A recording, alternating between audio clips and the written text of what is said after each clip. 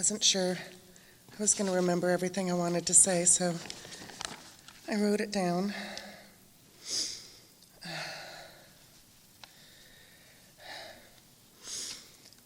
First, I'd like to thank all of my moms and friends who loved her so much and for always being there for her. My mom was loved very much, and it showed in the ways that her friends and family cared for her. I would call her every day on my way home from work, and she would tell me, "Cheryl, I am so blessed. I am so blessed to have such good friends." She would tell me of ones who stopped by and brought lunch or dinner, helped her with groceries, or just came by to visit to see how she was doing. Thank you all for being there for her.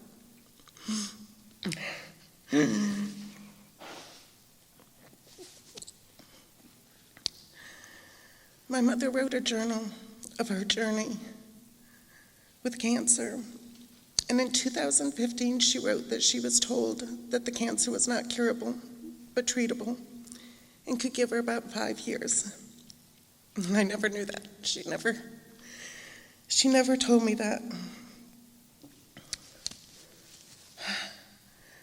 I remember about that time that she had cut out some news articles on discussions from doctors and people regarding their choices on having treatment or not to have treatment. We had a long discussion on the pros and the cons of continuing chemo and quality of life versus quantity. I am glad that she made the choice to fight and fight hard, because she was able to see 6 more great-grandchildren come into this world and hold them and go to birthday parties and spend Christmases and see them evolve into the wonderful little people that they've become. She was a very caring and loving person and would think of others before herself always. Always. When she got the news that she only had about 3 months to live, she called me and she cried. And she said, "I don't want to ruin your Christmas. I just don't want to ruin your Christmas." And I thought, how can you be thinking of me and my Christmas right now, you know?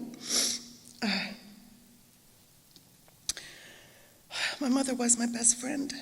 She guided me in our faith. She taught me a lot about life, how to be strong and how to have a sense of humor in the face of adversity. And she did have a great sense of humor herself. She was kind of very witty. She was a big Jeopardy fan. And when Alex Trebek passed away, she said to me, because I called her on the way home, "Cheryl, I just don't understand why God would take Alex Trebek before me. Why won't he take me?" I told her, I said, "He just doesn't have your place ready, Mom. He just doesn't have your place ready yet." When all of her grandkids came up to say goodbye, she told her grandson, when he leaned down to hug her and kiss her, "I'm not quite ready to dance on the table yet." She was something.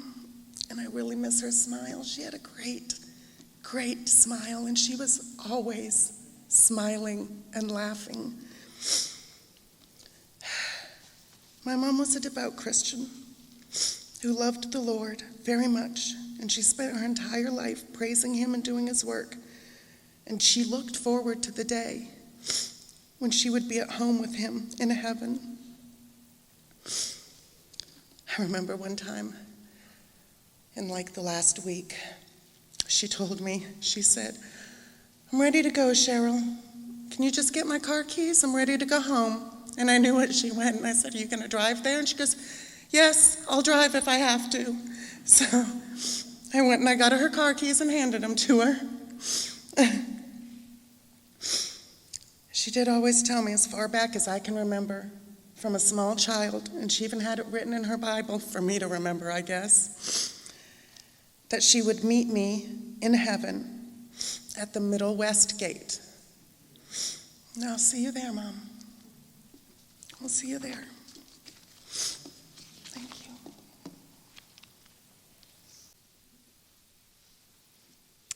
This is a new song to me. As I have practiced it over the months, it has become not only Melodie's testimony, but mine.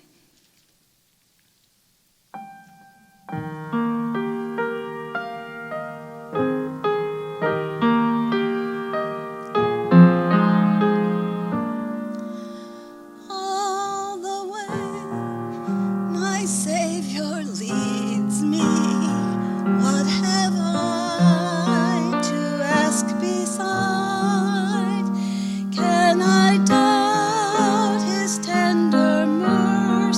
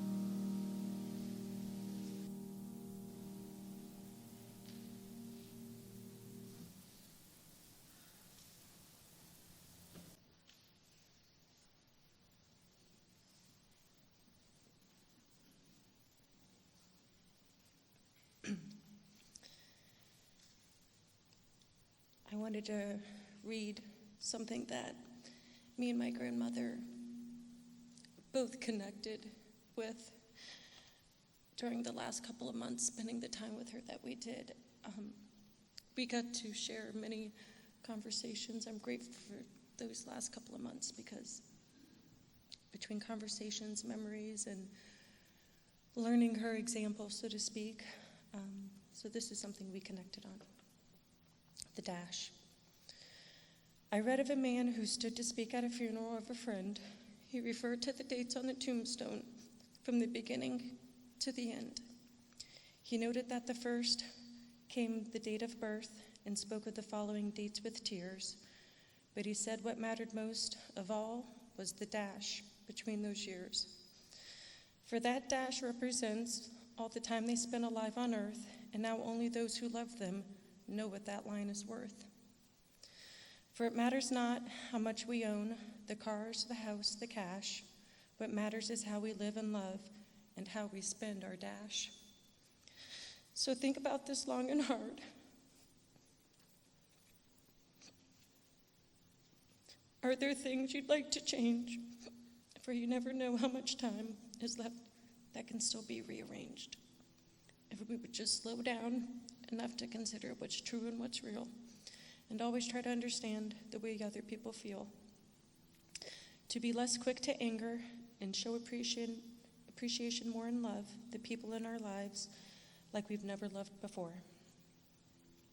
If we treat each other with respect and more often wear a smile, remembering that this special dash might only last a while. So when your eulogy is being read, with your life's actions to rehash, would you be proud of the things they say and how you lived your dash? I think Grandma would be proud. From her daughter to her friends to everyone here, I am proud of her, and I will definitely take her example with me. Me and my husband were speaking that she's a fading generation of morals and respect and a perception of life, and I will carry that with me.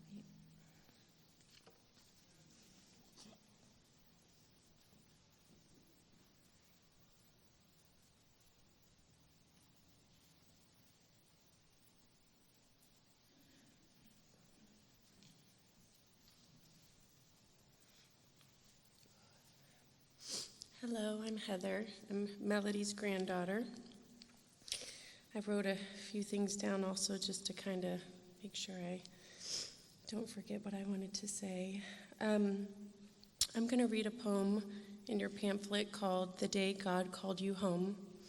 It must have been something that really spoke to Grandma's heart because she specifically cut it out on a little tiny piece of paper and put it in her arrangement box.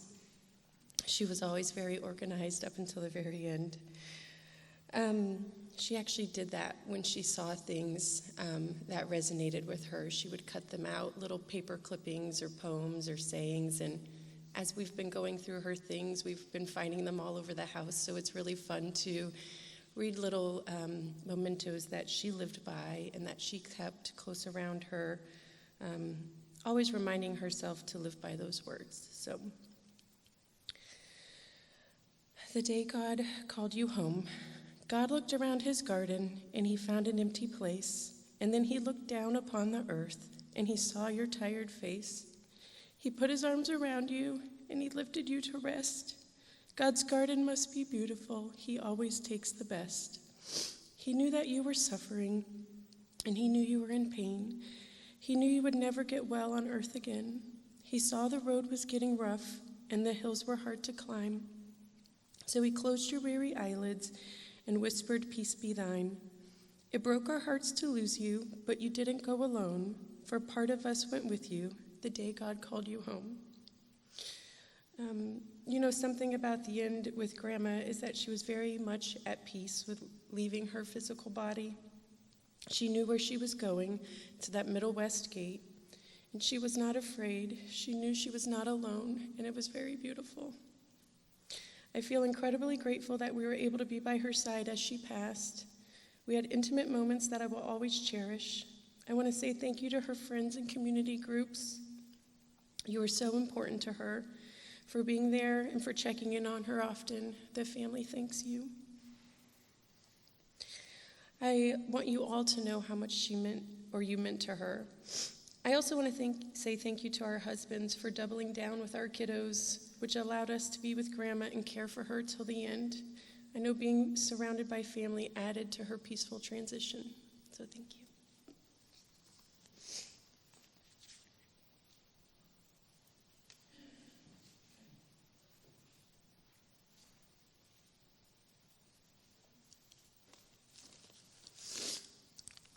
I'm Michael. I'm Melodie's grandson. And I want to read another little clipping that she pulled out. I used to get them all the time from Grandma. Used to send me these clippings all the time anyway. You can turn your back on tomorrow and leave yesterday, or you can be happy for tomorrow because of yesterday. You can remember her and only that she is gone, or that you can cherish her memory and let her live on. You can shed your tears that she is gone, or you can smile because she has lived. I just want to say thank y'all for being here.